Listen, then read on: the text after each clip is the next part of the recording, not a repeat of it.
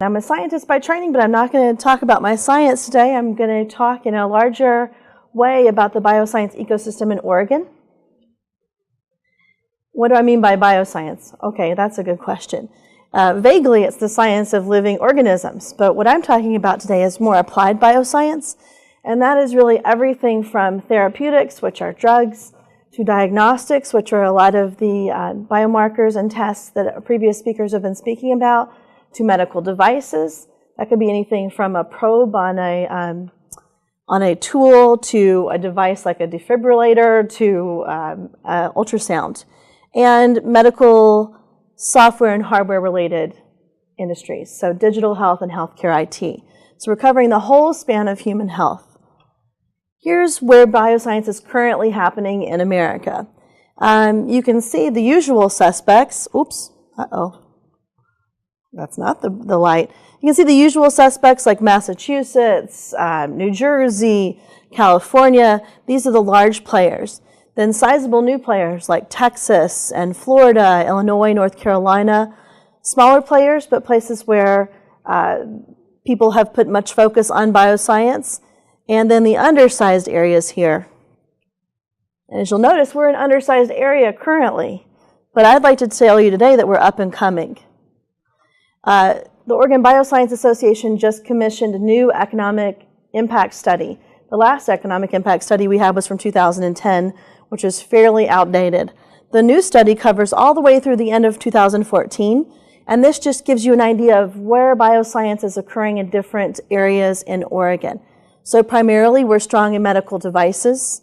Then after that, pharmaceuticals and diagnostics. Then reagents and services. Software, so that's a lot of the healthcare IT and digital health we're speaking about. Then healthcare, bioag. And the numbers are fairly staggering. So direct input into Oregon's economy is $6.2 billion with 17,874 jobs currently available. Multiplier effect just means services that are related to those jobs but aren't directly those jobs. So it could be suppliers, it could be people that work with these folks. That's $10.3 billion of economic activity and 46,000 jobs. That's a 25% increase since 2009. So we're going in the right direction. The average wage is 62% above Oregon's Oregon state average wage. And there's a good amount of diversity in our field. So 47% of our workforce are women and 22% minority. So today we'll talk a little bit about the two primary players that you guys might be interested in and that I'm interested in.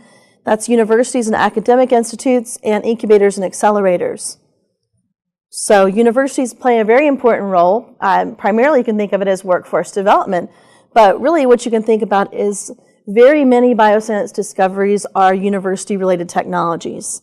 And the challenge is just how few of those get to the point of becoming an invention that is released out into the public that is helpful enough that it can earn a sizable amount of income.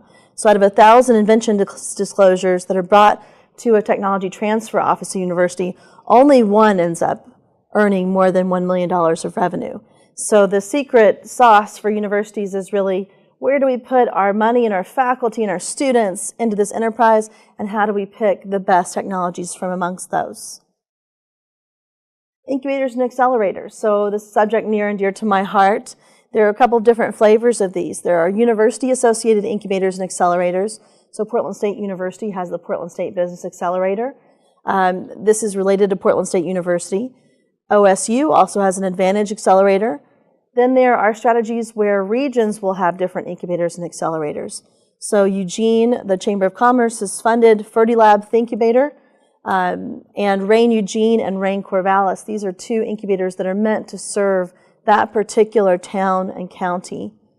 And then the incubator that I work with, Otrati Bioscience Incubator, we're the state's only bioscience-focused incubator. So we are statewide. We're meant to have statewide reach, but we're located here in Portland. And our focus is bioscience. We are a nonprofit institute.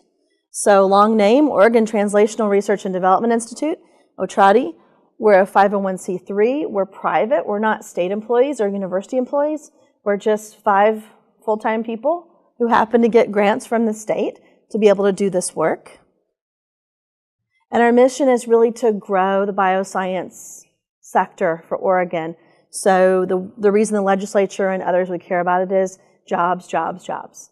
So we don't have a lot of large pharmaceutical companies or anchor big companies in town, so we need to grow our own bioscience sector, and that is by encouraging university development primarily into spin-off companies, startup companies, growth phase companies, and the companies that will be big companies tomorrow. To do that, we opened the state's first bioscience incubator. It's down in South Waterfront, about a half a mile south of the tram. And we offer a lot of things at the incubator. We have 18,000 square feet where companies have wet labs and offices, shared equipment. So a lot of times when you're a startup company, it's very difficult to have the money to buy all the large equipment like a fume hood that you might use once a week, but you really need. And then some very nice conference facilities, all the fun stuff, kitchen. What we really do is try and provide scientists with entrepreneurial training they need to make their business succeed. So I'm a scientist running a business for this first time. So are all of the scientists at our incubator who are running their small startup companies. So I'm empathetic to their challenges. And while I don't know everything about all of the subject matter that they need to learn, we know someone who does. So we have a strong biomentoring network of about 100 people who are willing to donate free pro bono time to startups and entrepreneurs across the state. They don't have to live in the incubator where we are. They can have an idea and just want to run that past a lawyer, an accountant, HR, PR, venture capital folks, people who have written small business grants, etc. And we have a lot of workshops and lunch and learns and happy hours and all manner of fun things to try and get folks the training that they need. So we started with 6 companies less than 3 years ago, and we just doubled the size of our incubator, and now we have 15 companies that live there with us. So I like to think of it as I'm the RA of this crazy dorm of startup companies, and I live there with them. So half the time I'm changing the thermostat, and half the time most of the time I'm changing the thermostat. Sometimes we're inviting legislators and others in to try and learn about what these startups are doing and trying to shed a light on all of the incredible innovation that's going on in the state and figure out a way for us to keep them here so that we have jobs for all the people at OIT and folks that are looking for work in bioscience. So I wish I had time to go through what all the companies do because that's probably more interesting than anything that I'm talking about, but I'll try and break it down quickly. 9 of the 15 companies are OHSU spinoff companies. They don't have to be. A couple of companies are just community members that have very good ideas. One company is a University of Oregon company.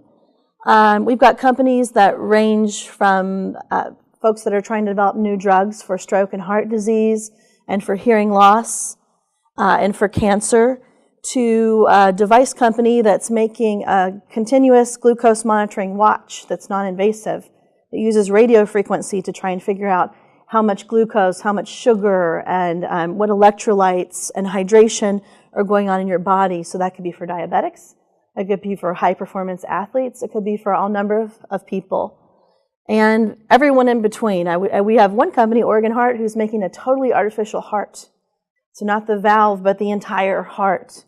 And it's a circular pump so that it actually doesn't have a beat. So you wouldn't have a heartbeat. Very interesting, fun things. And a lot of companies on a waiting list. So our big challenge is, how do we get these guys to be successful enough to graduate?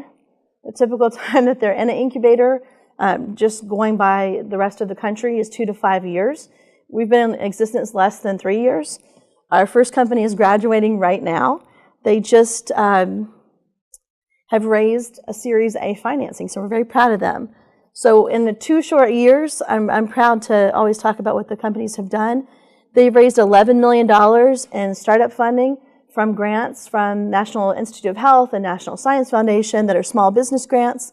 They've engaged in corporate partnerships and pharmaceutical company partnerships. They've raised $10 million or more in angel and private money.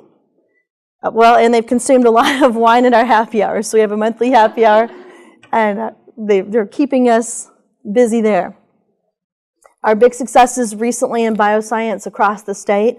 ABSCI, this is the company that's graduating first from our incubator just a couple of weeks ago, actually last month, announced that they raised $5.1 million in Series A financing.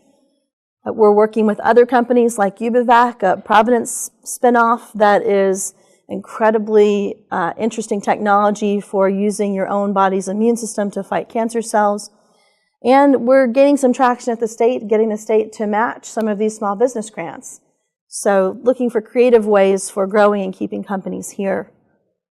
Hey, and even the private public believes that Portland may be on its way up. So a poll last month in the Portland Business Journal, 66% of the people polled did believe that we're on the way up, and 17% give it a 50-50 shot. Okay, thanks for the confidence. Obviously, I believe that we are on the way up, and what we'll really need is the same thing that every business needs.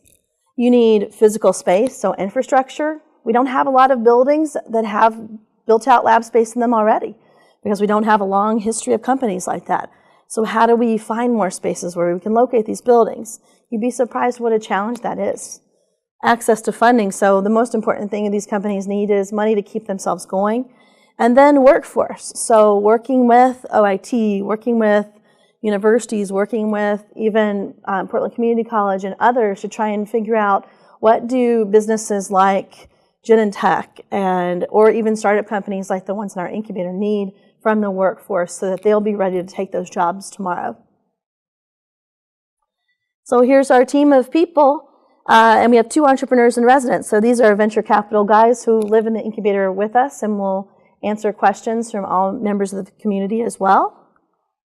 And get in contact. We also have a map on our website that has all of the bioscience companies across the state.